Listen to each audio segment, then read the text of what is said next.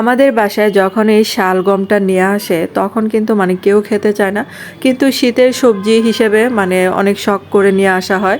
আর আজকে ভাবলাম এই শালগমটাকে আমি আমার পছন্দ মতো করে রান্না করে খাওয়াবো সবাইকে। আসসালামু আলাইকুম সবাইকে, কেমন আছেন সবাই? আশা করি তো ভালো আছেন। আলহামদুলিল্লাহ, আমিও ভালো আছি। আর আমার চ্যানেলে যদি নতুন হয়ে থাকেন এবং চ্যানেলটাকে এখনও সাবস্ক্রাইব করেনি, তাদের কাছে অনুরোধ রইল প্লিজ চ্যানেলটাকে সাবস্ক্রাইব করে আমার পাশে থাকবেন। আর এই শালগমটা রান্নার জন্য এখানে প্রথমে প্যানের মধ্যে আমি কিছুটা পেঁয়াজ কুচি দিয়ে দিলাম। আর পেঁয়াজ কুচিটাকে হালকা ভেজে নিচ্ছি আমি।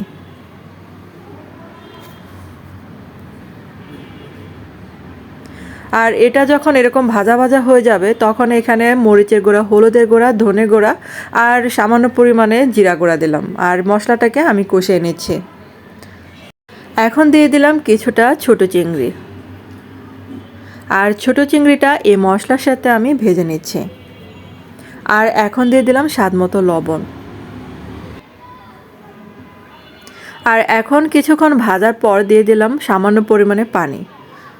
আর যে কোনো মশলা কষানোর ক্ষেত্রে একটু পানিটা দিলে মানে কষানোটা ভালো হয়। আর এটা যখন এই যে কষানো হয়ে গেল তখন দিয়ে দিলাম এই যে শালগমটা এরকম করে চিকন করে কেটে নিয়েছি।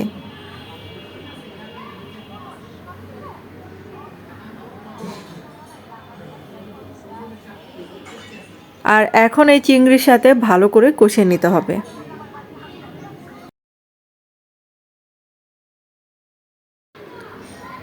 আর এখন এই যে আমি কিছুটা কাঁচামরিচ ফালি করে দিয়ে দিলাম।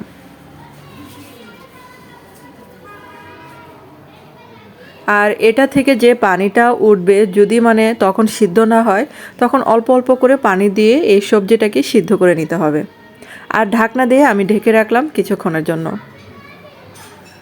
আর ঢাকনা খুলে কিছুক্ষণ পর পর এরকম করে উল্টিয়ে পাল্টিয়ে দিতে হবে যে পর্যন্ত সিদ্ধ না হয়।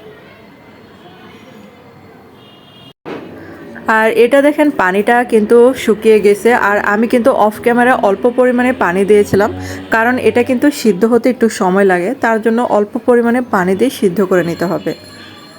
আর এই সবজিটা চিংড়িটা এরকম যদি মানে ভাজা ভাজা হয় তাহলে খেতে যে কি মজা, এটা দিয়ে আপনি এক থালা ভাত নিমিষে শেষ করে দিতে পারেন, এত মজার হয় এই সবজিটা এভাবে রান্না করলে। আর আমাদের বাসায় তো এই শালগমটা আনলে মানে সহজে কেউ খেতে চাইতো না, যখন এভাবে রান্না করে দেই তখন অনেক মজা করে খায় সবাই। আর এটা যত ভাজা ভাজা করবেন খেতে কিন্তু তত মজার হয়। আর এই সবজিটা এরকম শুকনা শুকনা করে চিংড়ি দিয়ে ভাজি করলে অনেক অনেক মজার হয়। যারা এখনও এই পর্যন্ত এভাবে খান নাই তারা অবশ্যই কিন্তু একবার হলেও এভাবে ট্রাই করে দেখতে পারেন। অনেক অনেক মজার হয় শালগমের এই রেসিপিটা। তো ধন্যবাদ সবাইকে এতক্ষণ আমার ভিডিওটা দেখার জন্য।